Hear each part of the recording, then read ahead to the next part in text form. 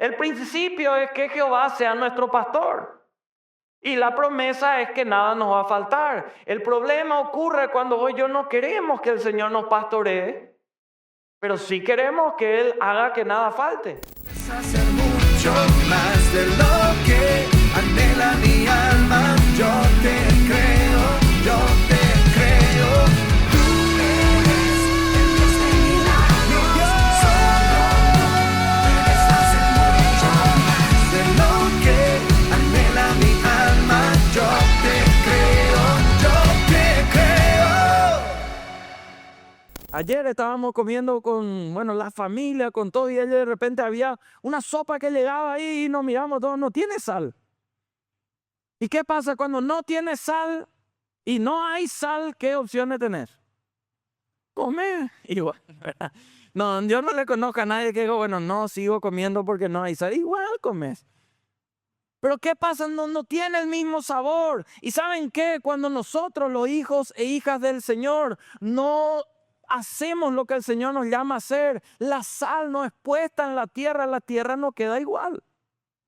La situación acá era que se veía todo bien, pero el agua estaba mal, contaminada, enfermaba. La tierra era estéril. Hasta que el profeta dijo, tráigame una vasija nueva, puso en ella sal. ¿Qué hicieron? Le trajeron, y saliendo él a los manantiales de las aguas, echó dentro la sal y dijo, y esta palabra yo te animo a que recibas para tu vida. Él le decía, así ha dicho Jehová, yo sané estas aguas y no habrá más en ella muerte ni enfermedad. Que en el nombre de Jesús Él pueda sanar tu tierra, tu familia, tu matrimonio, tus finanzas, toda área de tu vida. Que ya no haya muerte ni enfermedad, que pueda venir esa sanidad de Cristo a tu vida. ¿Amén o no amén? Pero para eso queremos que el Señor provea. Queremos, no, el peor es nada, todo lo que viene de Él. Y muchas veces para eso agarramos el Salmo 23. ¿Quién conoce el Salmo 23? Todos. Salmo 23, versículo 1, ¿qué dice? Jehová es mi pastor y nada me faltará. ¡Qué tremenda promesa! Pero si vos mirás este pasaje, hay un principio antes de la promesa. El principio es que Jehová sea nuestro pastor. Y la promesa es que nada nos va a faltar. El problema ocurre cuando hoy yo no queremos que el Señor nos pastoree, pero sí queremos que Él haga que nada falte. Y acá el principio es que Jehová tiene que ser nuestro pastor. Y el pastor, ¿qué tiene que hacer? ¿Qué hacía de guiarle al cordero cuando iba por mal camino? Ahí no te podés ir. Guardarle en ciertos lugares de la presa o hacerle salir. El pastor de oveja, literalmente a la oveja, tiene que esquilmarle, sacarle esa lana que tiene que le hace daño. Vos ves documentales de la oveja, nunca vas a ver qué feliz está saltando ahí para que el esquilme le saque la lana que está ahí por su cuerpo. No le agrada. Pero una vez que le quita, se queda feliz, se queda bien, vuelve a respirar, vuelve a cobrar salud de otra manera que no tenía. Por eso es tan importante que dejemos que el Señor pueda pastorear nuestra vida, y su voluntad no es que vos y yo nos estanquemos, nos conformemos. Dios no desea el peor es nada para nuestra vida. ¿Amén o no amén? En segundo lugar, el peor es nada es cuando nosotros aceptamos migajas espirituales. Migajas espirituales. Hay cuánta gente que conoce de la palabra, cuánta gente que ha estado en ese primer amor, ha vivido una vida donde hasta ha liderado, ha hecho cosas, pero pasaron ciertas situaciones. Y eso le llevó a empezar a dejar de ir a la mesa del Padre y estar dispuesto a aceptar migajas. Hay un pasaje conocido, es conocido con el título del hijo pródigo. Él se sentaba a la mesa del Padre, tenía acceso directo ahí, pero tomó decisiones que le apartaron de esa mesa, tomó decisiones que le apartaron de esa casa. Dice la Biblia, leo parte de esa historia en Lucas 15, versículo 14 al 17, cuando todo lo hubo malgastado, vino una gran hambre en aquella provincia y comenzó a faltarle. Y fue y se arrimó a uno de los ciudadanos de aquella tierra, el cual le envió a su hacienda para que apacentase cerdos. y deseaba llenar su vientre de las algarrobas que comían los cerdos, pero nadie le daba. Y volviendo en sí dijo: ¿cuántos jornaleros en casa de mi padre tienen abundancia de pan y yo aquí perezco de hambre? Imagínense, este hombre llegó a desear migajas de los cerdos. Su pensamiento era: si al menos eso consigo, ya alcanza, peor es nada. Imagínense, yo no sé cuál sea tu situación hoy 1 de marzo, si ya cobraste, no cobraste, pero de repente hay gente que está así arañando. Pero estoy seguro que nadie va a salir y dice: bueno, cualquier comida de chancho voy a comer hoy, que es lo que les sobra a ellos. No. Puede ser que algo más o menos, alguien haga ayuno, no sé, pero...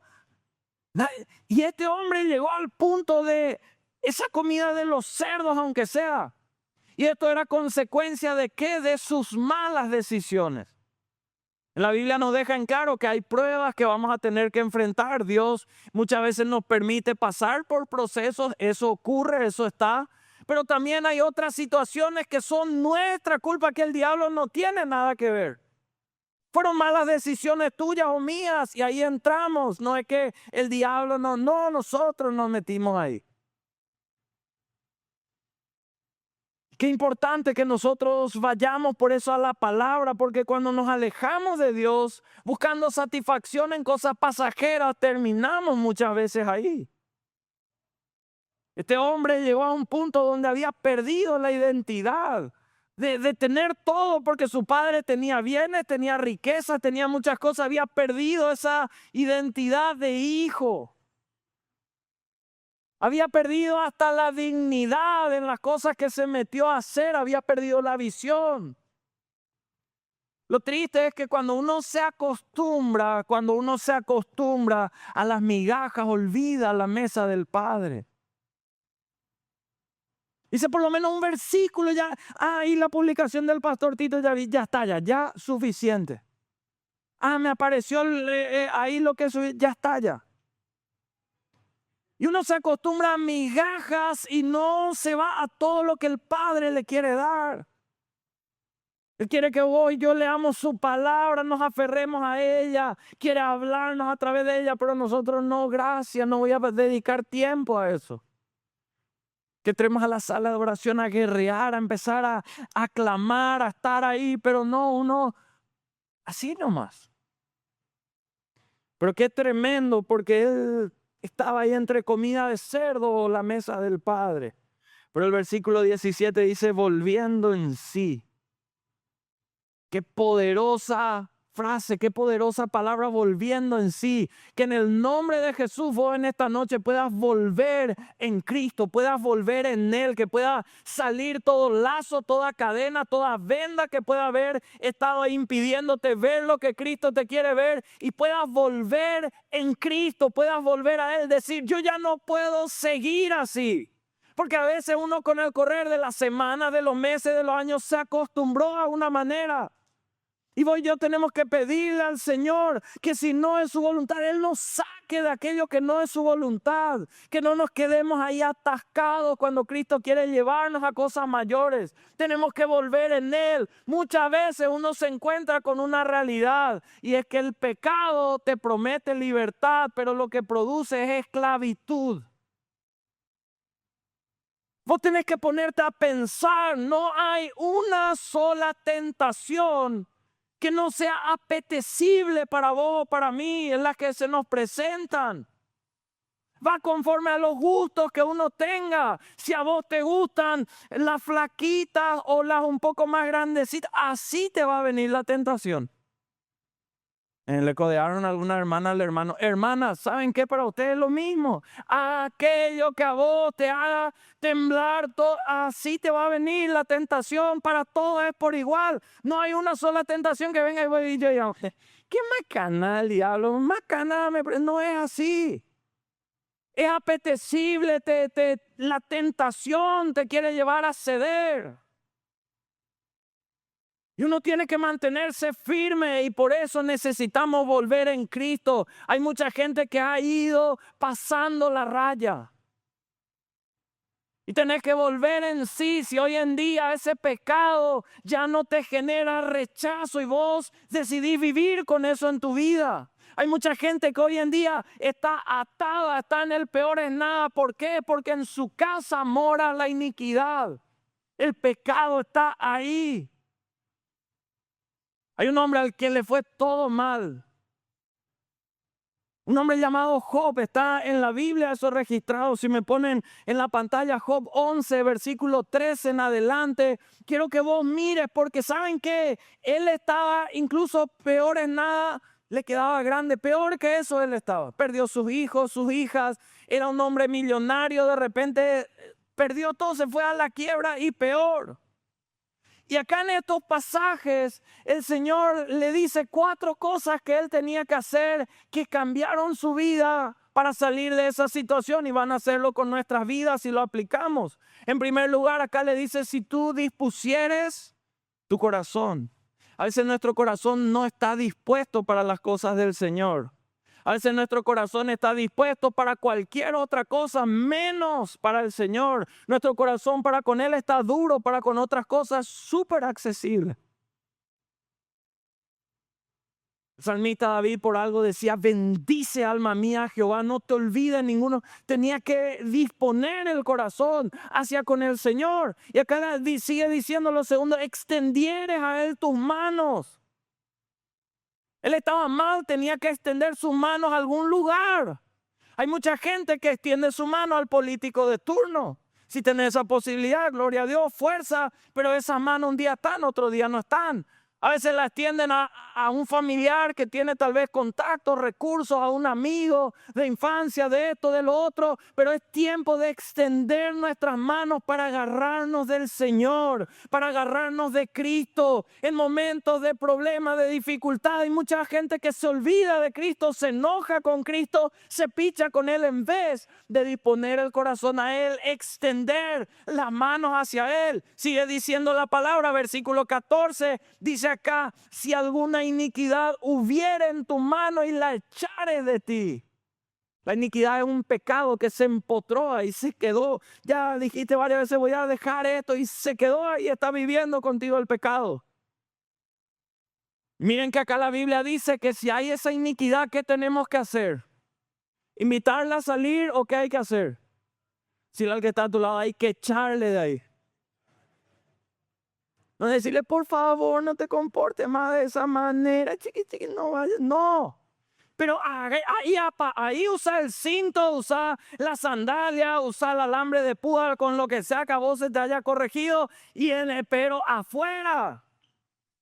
Al diablo no hay que darle la bienvenida, no puede sentirse cómodo en tu casa, mi querido hermano, mi querida hermana. El diablo tiene que sentirse amenazado, amedrentado, oprimido ahí en tu casa. Los demonios tienen que salir huyendo. Amén o no amén. Si hay iniquidad fuera de la casa y empezar a plantarte ahí, papá, mamá, ese es un llamado para nosotros. No puede quedarse ahí en la casa y no consintieres que mora en tu casa la injusticia. La justicia viene de parte de Dios. Lo justo, lo que es agradable, viene de Él. Lo injusto no. Y eso tiene que salir fuera. Cuando estas 4 cosas no hace, miren, los versículos siguientes empiezan a caer promesas de bendición. Y yo quiero que eso agarre para tu vida. Dice, entonces levantarás, ¿qué cosa? Tu rostro limpio de mancha. Hay mucha gente que hace cuánto tiempo vive en el peor es nada y no levanta el rostro por vergüenza, por miedo, por dolor, por cuánta gente anda hace tiempo con la cabeza gacha. Esa no es la voluntad de Dios. Él quiere que vos y yo podamos levantar nuestro rostro habiéndonos perdonado, limpiado. Nadie es perfecto. Todos fallamos, todos somos falibles. Pero cuando Cristo interviene en nuestra vida y no somos solo oidores, sino hacedores de la palabra, vamos a levantar nuestro rostro limpio de mancha. ¿Qué vamos a hacer también? ¿Serás fuerte? ¿Cuánta gente hace tiempo perdió la fuerza? Vos le decís, ¿por qué, Pío, no haces esto? Y te dicen, no tengo con más fuerza. Y uno le dice, mami, no tengo fuerza, no sé cómo hacer. Vamos a orar, no me sale la paz, no tengo fuerza. Y no es que la gente se hace, realmente ocurre. ¿Cuántas veces uno ya no tiene ni fuerza para empezar, para comenzar?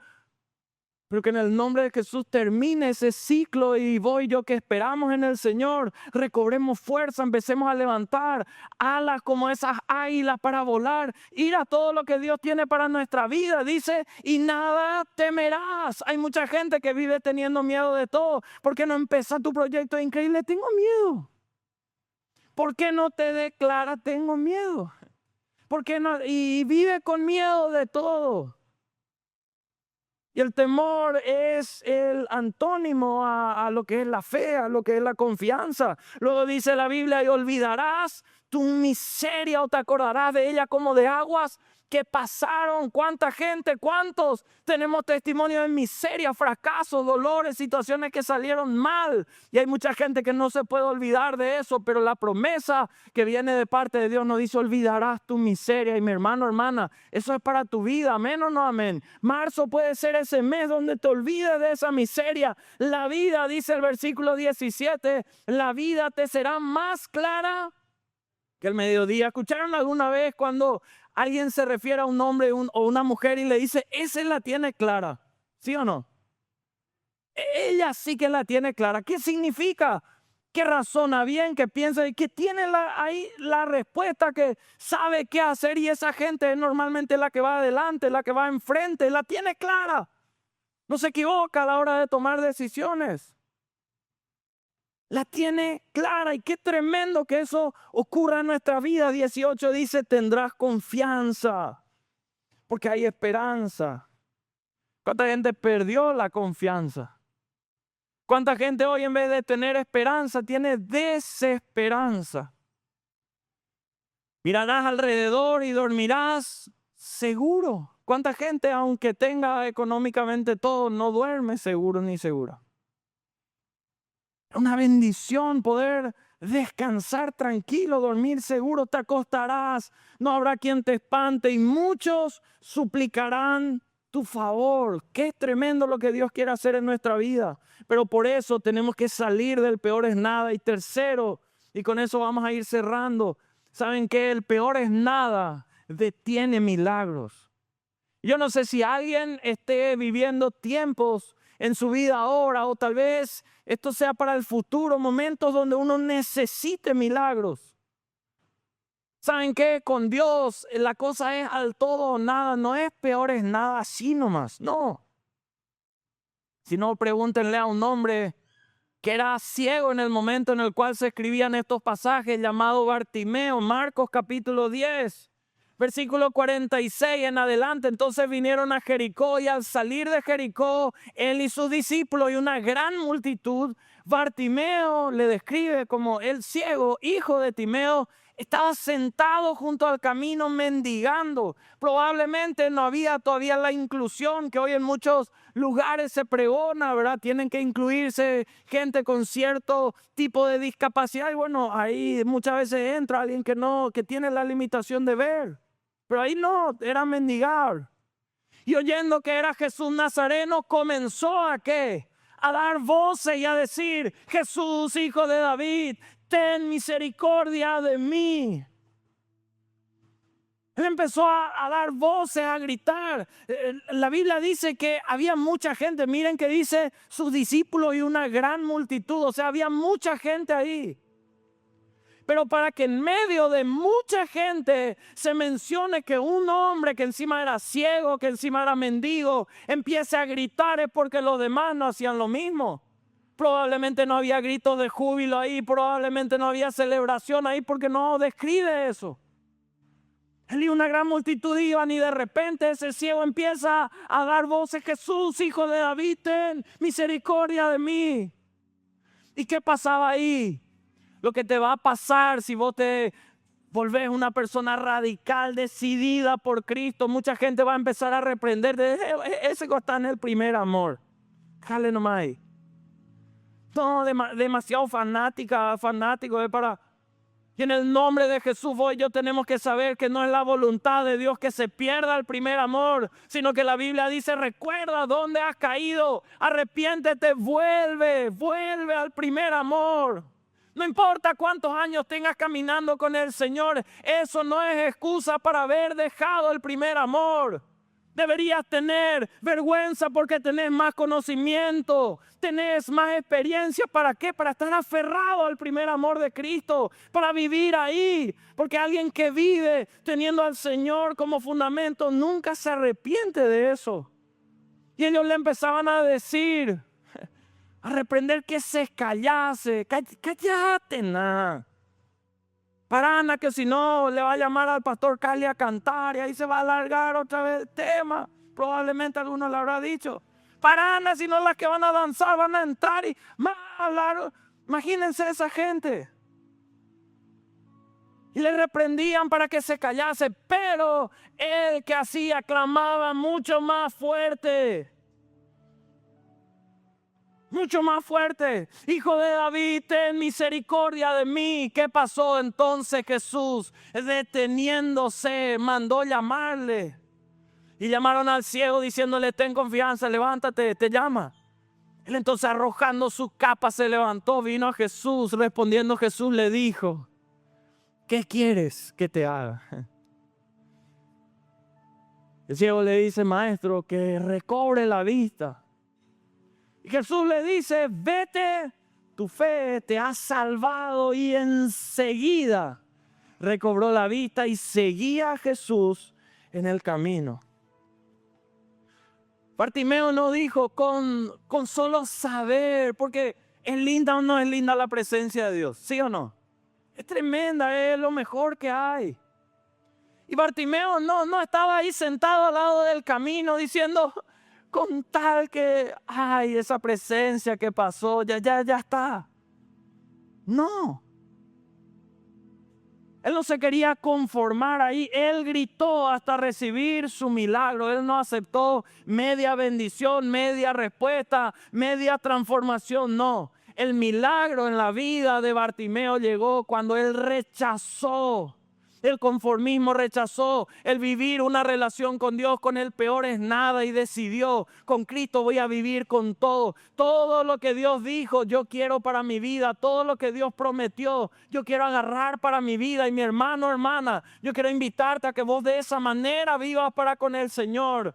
¿Cree o no que todo lo que está acá escrito se puede cumplir en tu vida? ¿Sí o no? Entonces vos y yo tenemos que empezar a orar esta palabra, declarar esta palabra, soltarla donde sea que vayamos. Juan 10:10, el ladrón no vino sino para robar, para hurtar, dice, para matar, para destruir. Pero ahí Cristo dice, mas yo he venido para que tengan vida. ¿Y cómo es esa vida? No es peor, es nada. Es vida en abundancia. El enemigo te va a decir, peor es nada, por lo menos eso. Pero el Señor viene a decirnos, yo tengo algo mucho más grande para tu vida. Vida en abundancia. No es solo vida, no es solo que respires, es vida en abundancia. Efesios 3:20 dice la palabra de Dios, ya estamos terminando. Y aquel que es poderoso para hacer todas las cosas. Todo. No es solo una o dos, todas las cosas. ¿De qué manera? Mucho más abundantemente de lo que pedimos o entendemos, según el poder que actúa en nosotros. Ese es el Dios al cual vos y yo hemos venido a adorar, hemos venido a buscar aquí en su casa. Pero volvemos a la pregunta del inicio, tu relación con Dios. Ahora mismo, no es para que te respondas ahora, pero es para que analices y de acá en adelante tomes decisiones si es necesario.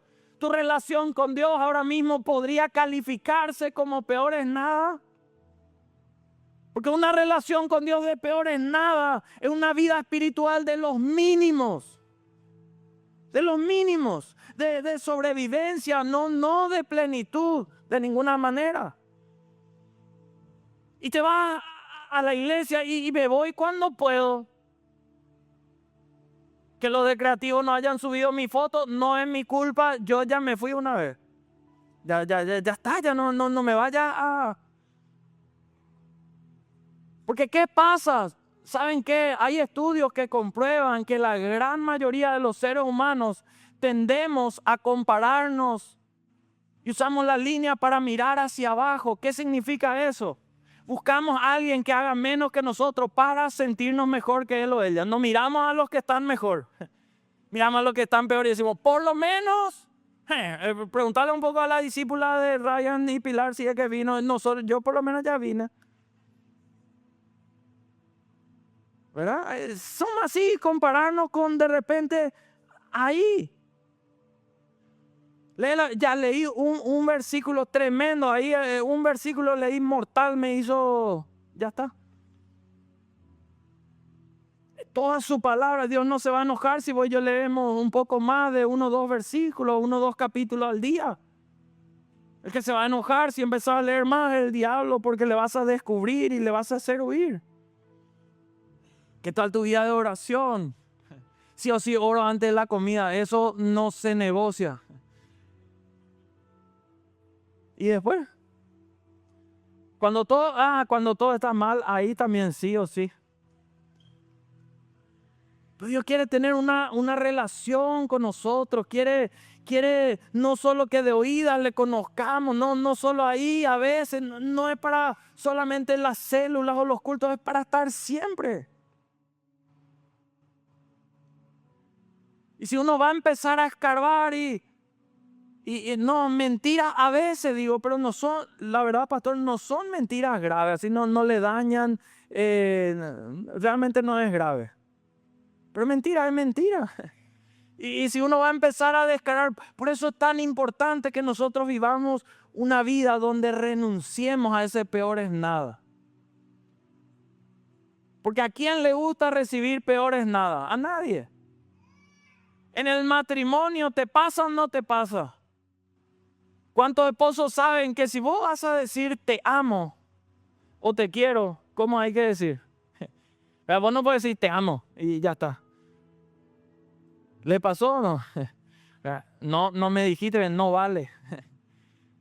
Vos no me miraste, fue Argel, hiciste por cumplir. No, decí bien. Y cuando tenés que decir otra vez ya no te sale más igual. No da gusto. A nadie le gusta recibir así, el peor es nada. ¿Qué te dice la gente? No, deja nomás. Deja nomás. Imagínense, vos y yo queremos recibir toda bendición que viene de parte del Señor.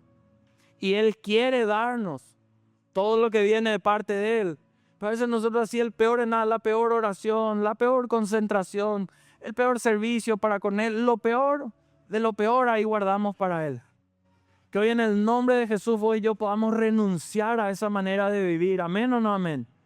Y que Dios pueda llenar nuestras vidas con su presencia. Que este mes de marzo sea un mes donde veamos cielos abiertos, veamos bendición de Dios en nuestras vidas. Es hacer mucho más de lo que anhela mi alma. Yo te creo, yo te